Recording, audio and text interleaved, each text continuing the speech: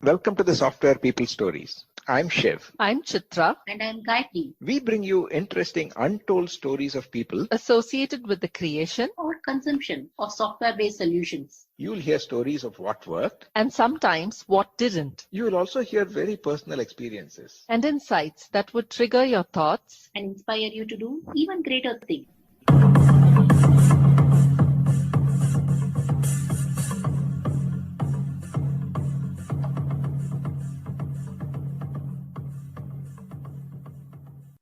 Middle management roles in an organization somewhat read like this: a project or product custodian, someone who's responsible for delivery, a bridge between senior management and teams, a tactician and yet looking out to the horizon, a guide, a mentor, a leader, someone who creates the right environment for people to innovate and deliver, and much more.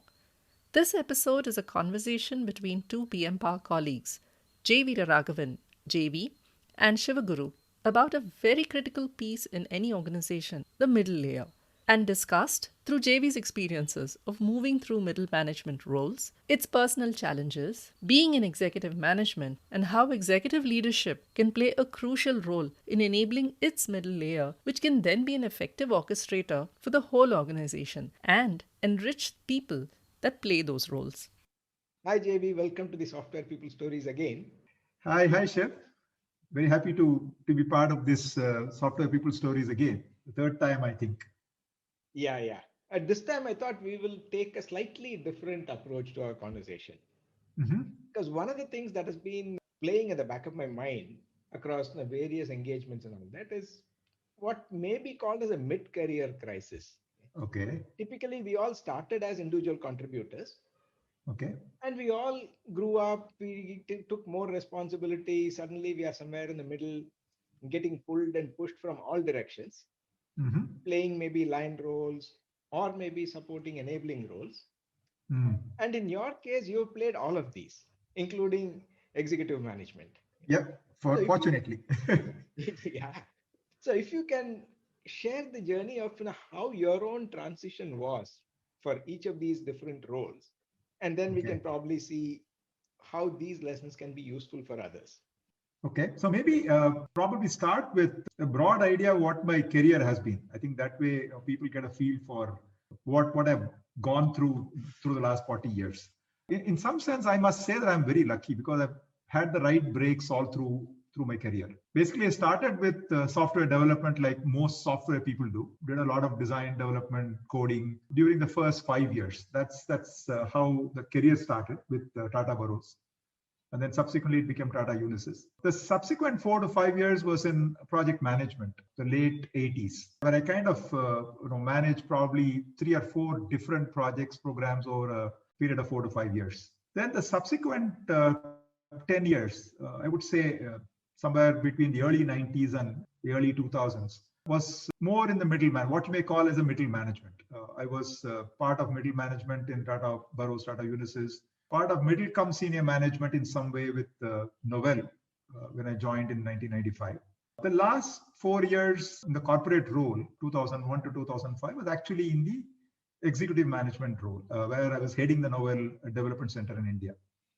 And of course, I was involved with some of the decisions and communication with the executive management in the US in Novell. So in that sense, I had an exposure to the senior executives in Novell and was part of fair amount of decision making, at least with respect to the India Development Center.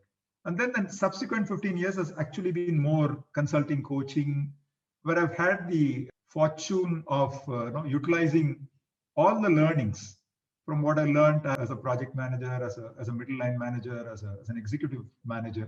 All of that has actually been very useful during the last 14, 15 years. So in that sense, I think I've touched all aspects of roles that you typically yearn for in a software development environment.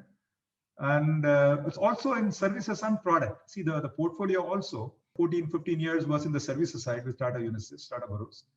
And the next 10 years was in a product environment. So it also exposed me to product technology, roadmap planning, how executive management gets involved in roadmap planning, and how some of those get converted to tactical plans, when you're executing it at a development center in India, those kinds of things. So I think it's been a very interesting journey, very happy journey in many ways. A lot of learning, and last 15 years has actually been learning from each other, because PM Power has actually provided me with a great environment where virtually everyone has actually come through a similar kind of exposure at different layers of management. And they are also into coaching. So they actually employ some of these learnings in their own environment. They come back and share that learning. So I share my learning based on what the customer that I work with. And together the learning has been a huge thing. And I believe that I'm so much richer after the last 15 years in the consulting role.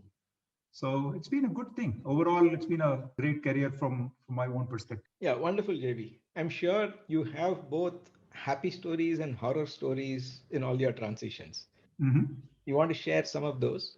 I think I would say the first transition that I actually went through was from being an individual contributor to actually doing project management. Most people go through this after in India at least.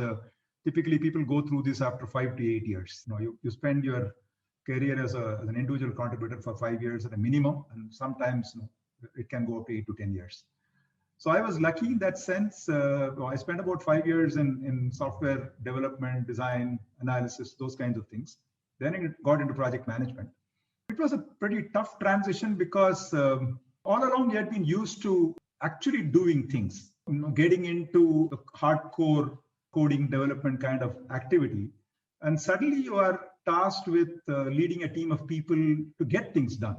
And oftentimes I used to end up overstepping onto their shoes, right, in terms of what they were doing. And it was initially tough because there was a tendency to actually go and do things rather than get people to do things.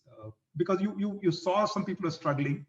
So you tended to actually, rather than help them, go and get things done, because you also had the pressure of deliverables. But what helped me in this process was 2 or 3 things helped me. One is today what we call as emotional intelligence in some way.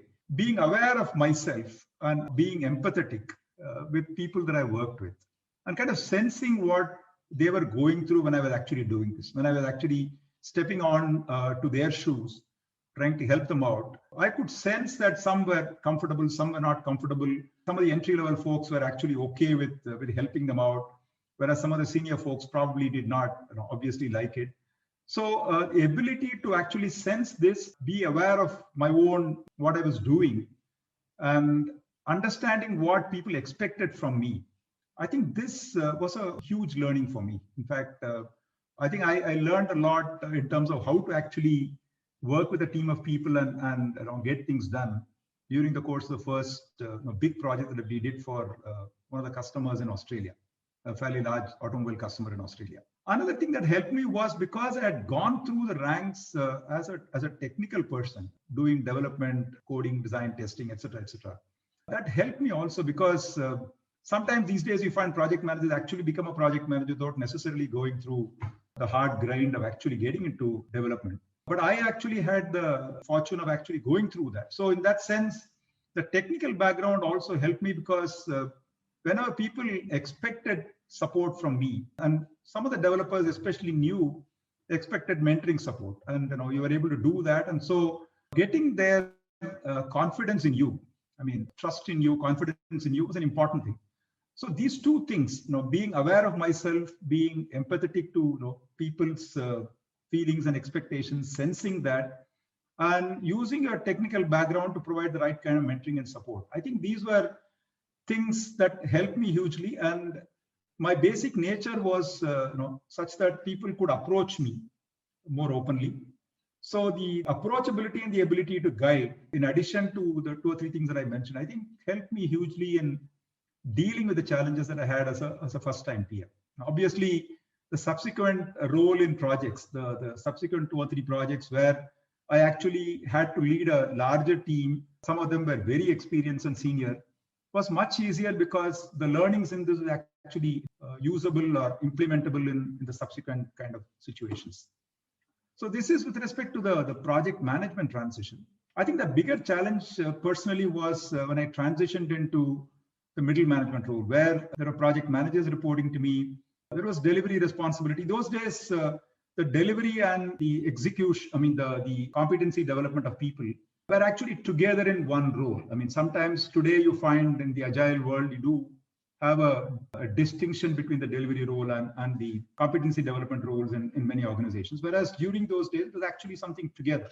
Your role as a middle line manager was, you were responsible for delivery, but you're also responsible for developing people.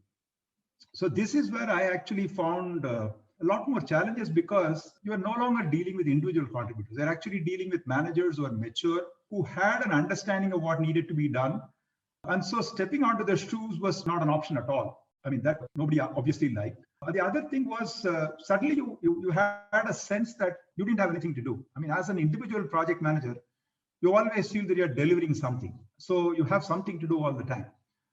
But when you actually transition to a middle line manager, there is nothing directly you're delivering on a day-to-day basis. You are obviously responsible for overall delivery, but there are delivery managers who are actually doing it on a day-to-day basis. Project managers are doing it on a day-to-day basis. So you are, in some sense, doing an oversight function on this and making sure that when things they have issues, you are able to deal with them and as much as possible proactively help them out.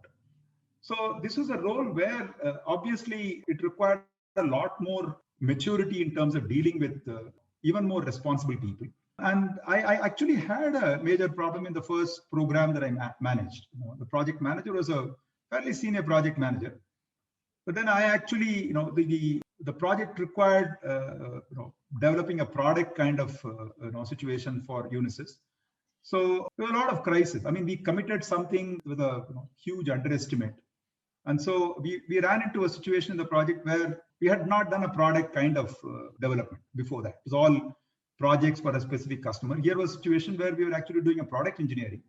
So that experience not being there, we ended up a lot of issues with project management and delivery and not being able to fulfill commitments, testing throwing up a lot of issues that we did not anticipate, customer deliveries slipping towards the end rather than during the course of the project. We didn't sense a delay there. So what ended up happening was the project manager is actually doing a good job, but my anxiety to ensure that the customer commitments are actually met, and the fact that we were hugely down on resources from an estimate perspective, called for people to work overtime, put in a hell of a lot of extra effort, and also look at the customer end and so on and so forth. So basically, I ended up actually stepping onto the shoes of the project manager in this case, and I realized that in some sense it eroded the confidence of the project manager. You tended to deal with the team directly sometimes rather than through the project manager. So those are things that I realized that subsequently. I mean, I didn't realize it when I was actually doing it because I was very anxious to get the thing done with minimal delays and so on and so forth. But I realized that that was an area where, especially since we had a manager, I had a role to play in terms of helping him develop himself in the role, helping him see issues proactively, probably sitting outside a little bit more so that you could actually see things from a different perspective.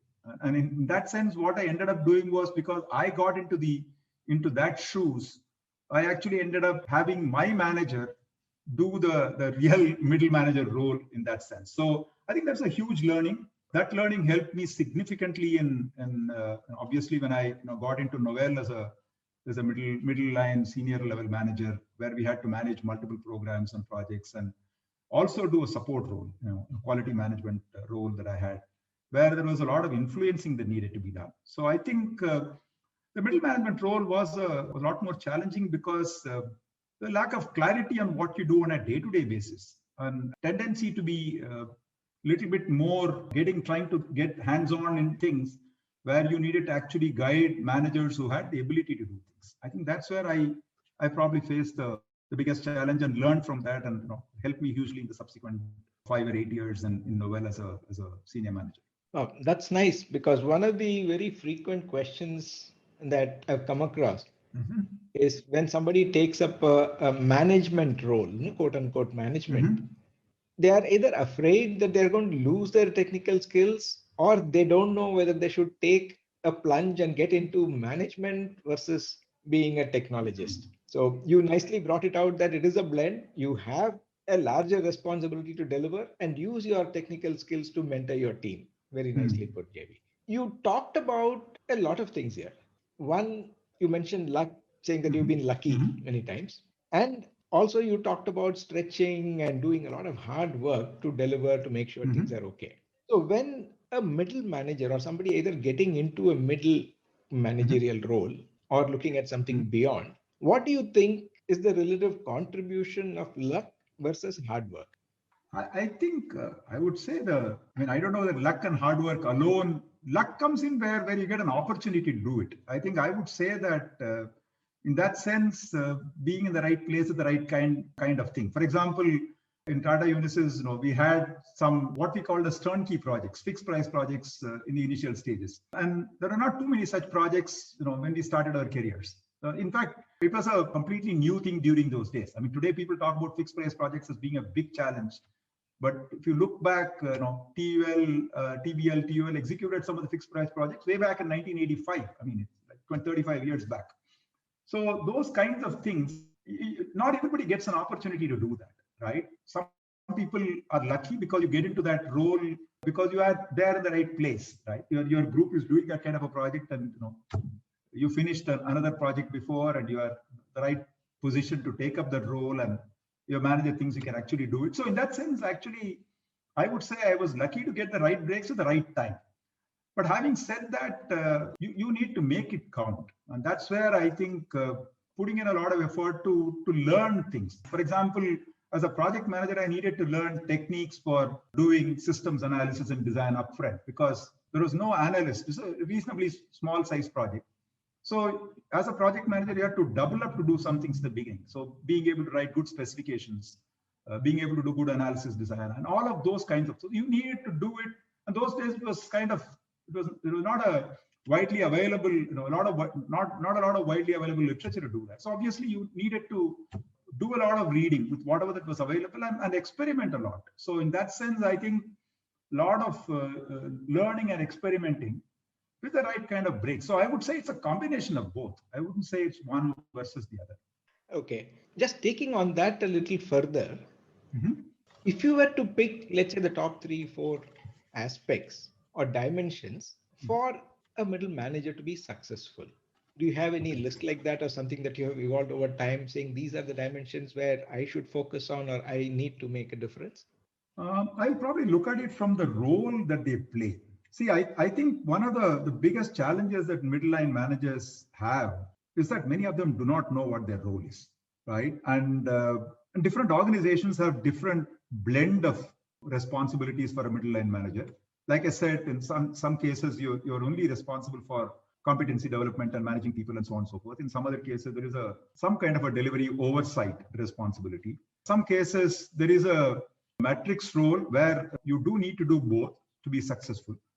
So what I would actually say is, well, that's a challenge there. There are 3 or 4 broad dimensions that I can think of from a role perspective. One is engineering excellence. For example, as a middle line manager, even if you're not directly into day-to-day delivery responsibility, you will need to do technology planning, right, for the area that you are responsible for, whatever your expertise is. For example, you are handling the user interface management engineering for an organization, product engineering organization. You need to understand the technology for that, how that gets actually integrated into the products and services that you are actually developing.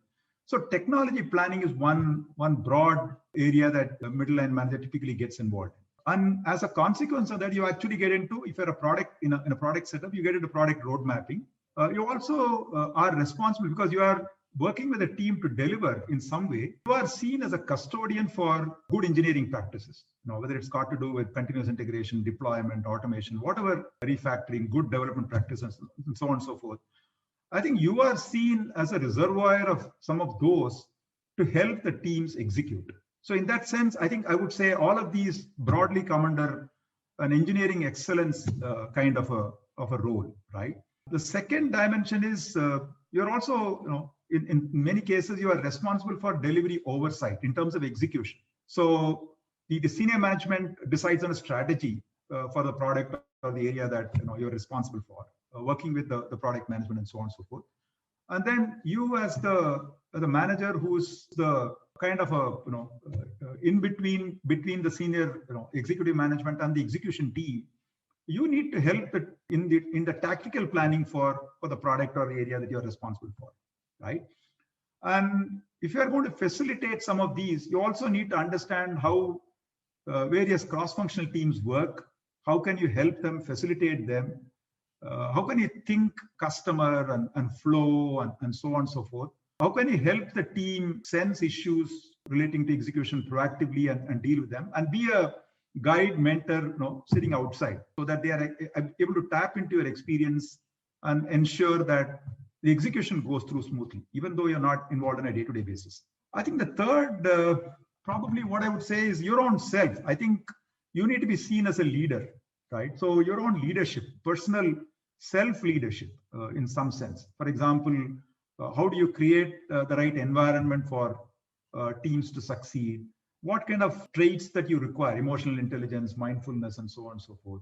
How do you look at productivity of teams and look at what do you need to do as a leader to help some of those things happen, right? And probably the last thing that I would say is coaching. I would say, you need to be a coach. In many organizations, you're expected to help develop managers. So competency development, coaching, people, developing skills in people. So those are things on top of whatever you need to do, but the 2 or 3 things that I mentioned. So if I look at it, being able to develop people through effective coaching and mentoring and so on and so forth, looking at engineering excellence, looking at building the ability to execute, and also your own leadership, so that you are able to succeed and build an environment for the overall organization success. So I would say these are the 4 things that come to the top of my mind.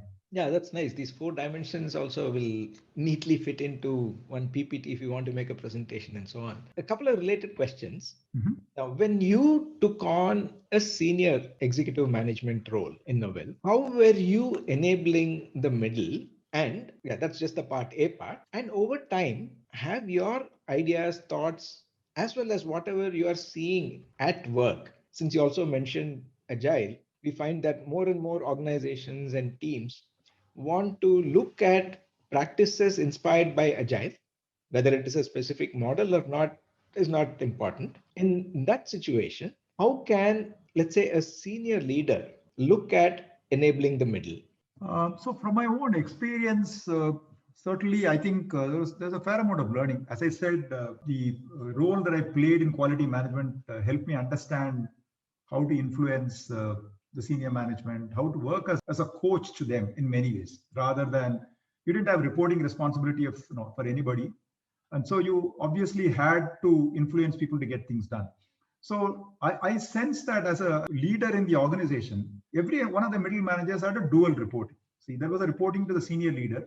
There was also a reporting from their perspective to the engineering organization in the US, their own product organization that they worked with. So in that sense, actually, you were playing a significant influencing role on them. So they were able to succeed. So one of the things that I actually did was to ensure there was a good system of internal reviews in place that we had on a regular basis, where people could come and share where they were and seek inputs from not only me, but some of the other senior management folks who would be part of this forum or whatever on a regular basis, so that they would actually be able to take some value in terms of how to execute.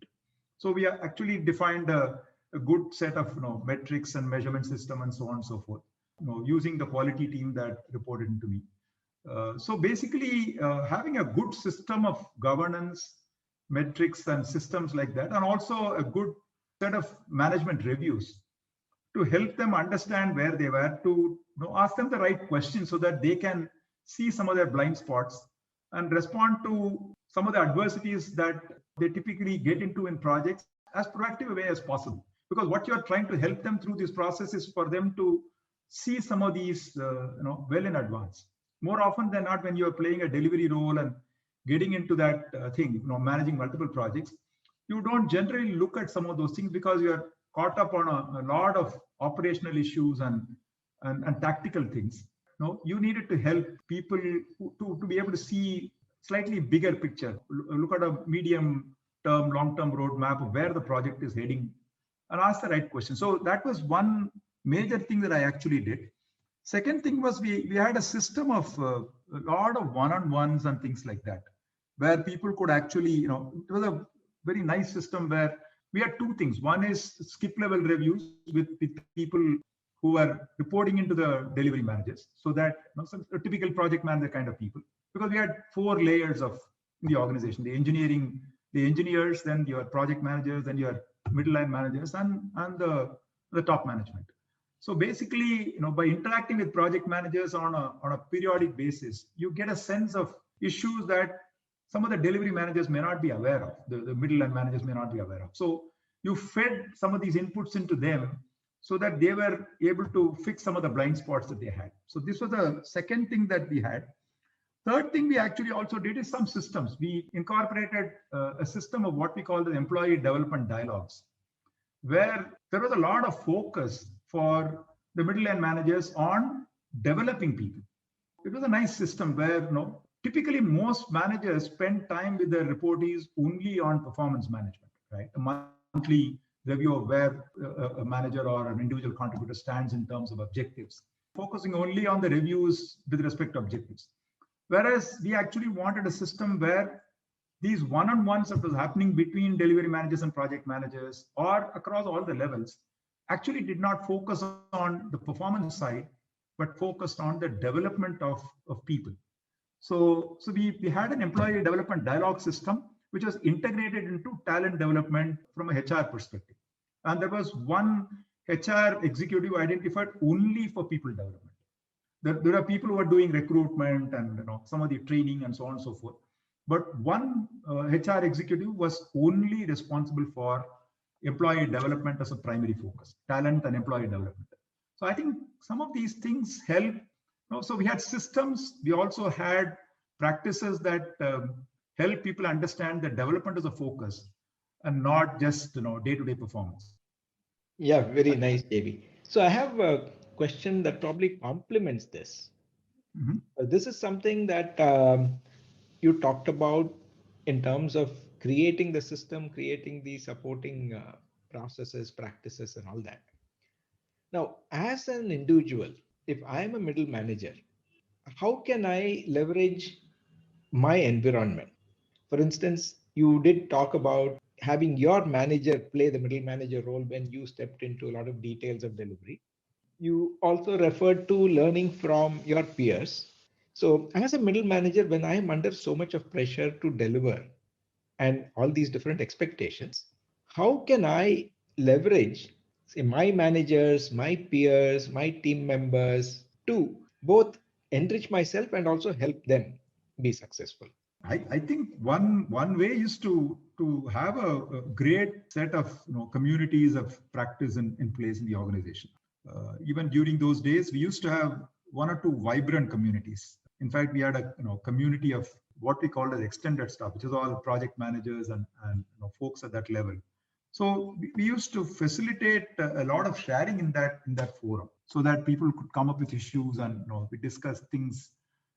I think today's environment, especially when you talked about agile, communities of practice is the only way where people can actually learn without the fear of being assessed for performance and so on and so forth. Right? I think we want a system where I'm learning from the environment and the company systems rather than learning on my job where my manager is watching my performance on a day-to-day basis. So we need to set up vibrant communities. For example, communities for, let's say, product managers, communities for architects, communities for Scrum Masters, if you are in an agile kind of setup, and make sure that these communities are, in some sense, have some accountability for overall organization development. And this is where I think HR can actually play an organization development role to make sure these communities are kind of facilitated.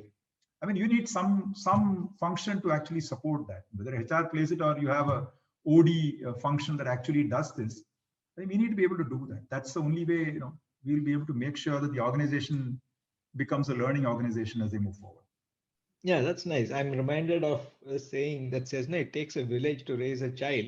So middle management being so critical for an organization's success, I guess it takes all functions to focus on enabling the middle manager. I agree, entirely agree. In fact, I think today's agile industry faces that as a fairly major challenge. A lot of companies today that I've interacted with have this. I mean, we used to call about the middle crisis. It's actually a lot more acute with the agile approaches being implemented across many organizations from a transformation perspective. Suddenly you find that many of the middle managers, the so-called middle managers, are struggling to figure out what their role is in the new context. Some of the roles have been changed. They had delivery responsibility, now they have some other responsibility. So I think it's an extremely important thing for the organization to understand their concerns and ensure that we have an environment where they are leveraged extremely well, because that's the only way that the organization can look at future. I think there is a lot of focus on delivery because that's what brings me short-term results. But if you don't do this, you would find that you will get hit 2 or 3 years, 5 years down the line from a competition. Yeah, that's true. With organizations becoming flatter, the role of the middle in itself, in the traditional sense or the old sense, is no longer true. But still, you need this layer of middle management, which is able to translate the larger organization purpose or goals into relatable things for the teams that are delivered. And at the same time, like you said, give them the proper guidance, have the guardrails, safety nets, everything else, so that they can still experiment and innovate. Absolutely. I think that's a key requirement for the industry, and I think most of us have actually gone through this the hard way. Today, we want to make sure that the industry doesn't need to go through it the hard way. Hopefully, consultants who are working in the field should be able to help organizations in that process. So that's really what we should be able to do.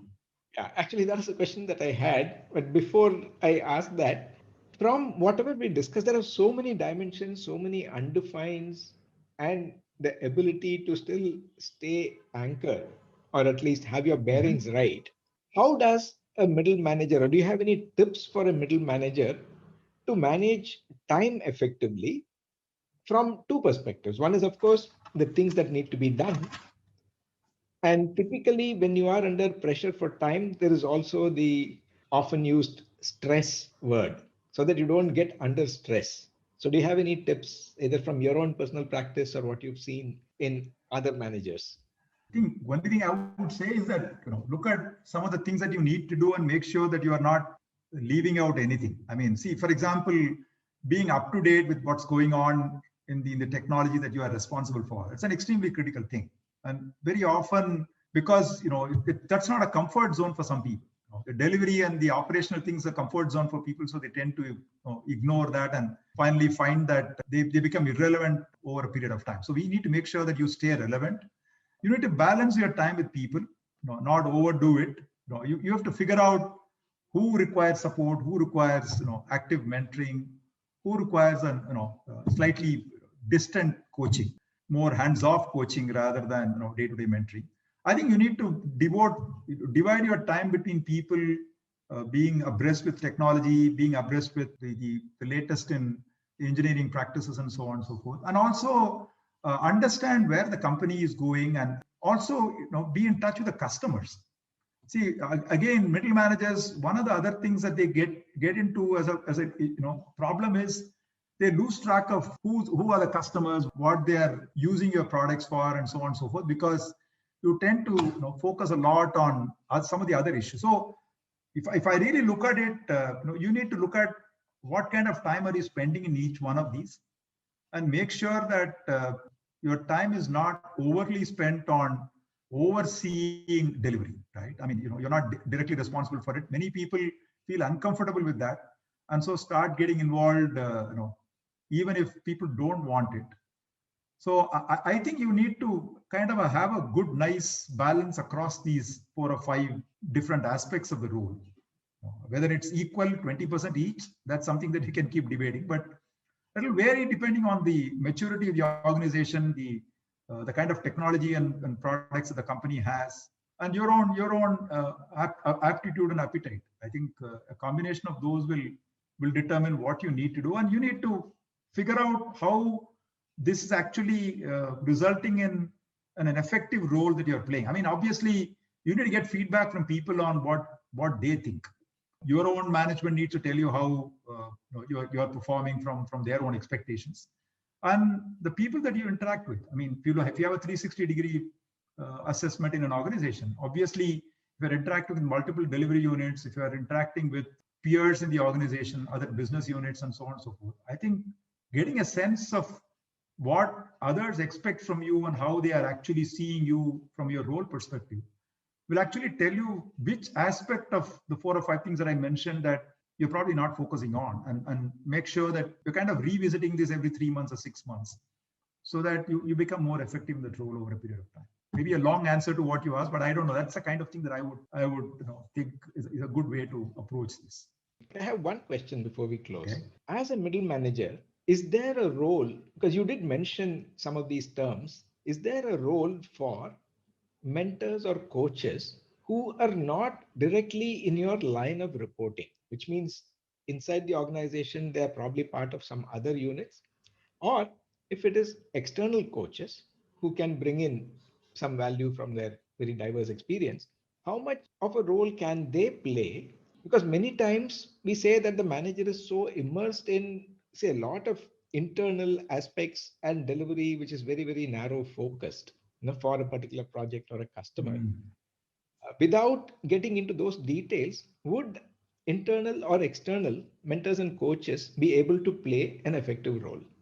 Certainly think they can. For example, if you're looking at agile excellence, you may have an internal organization that focuses on agile excellence, and some of these folks who actually played a role of a delivery manager or who actually played a middle manager role may want to actually take up this as a horizontal function across the organization in terms of enabling the entire organization for agile. So you can have an agile excellence organization, for example. You could have a technology organization, that can actually support groups for specific aspects of technology that may be relevant to the organization. To answer your question, I think there is a role.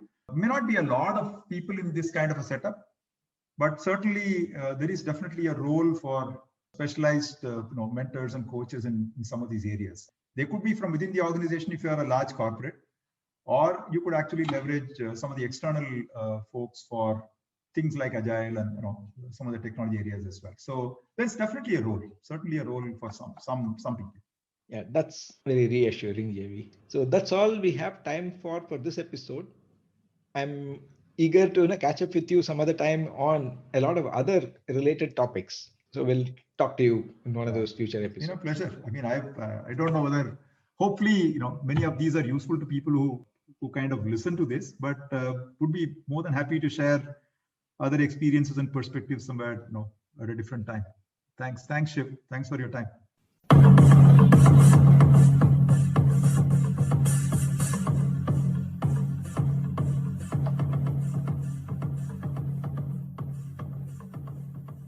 We thank Siddharth for the music and Malavika for promoting the Software People stories. If you like this episode, please subscribe on your favorite podcast client and spread the word in your network. If you'd like to share your story, contact us at podcasts@pm-powerconsulting.com. This podcast was created on Hubhopper Studio. If you wish to start your own podcast for free, visit www.hubhopperstudio.com. Hubhopper is India's leading podcast creation platform. Start your podcast with Hubhopper Studio and you get your voice heard across platforms like Spotify, Gaana, Google Podcasts, Wink Music, and more. Click on the link in the episode description or visit www.hubhopperstudio.com.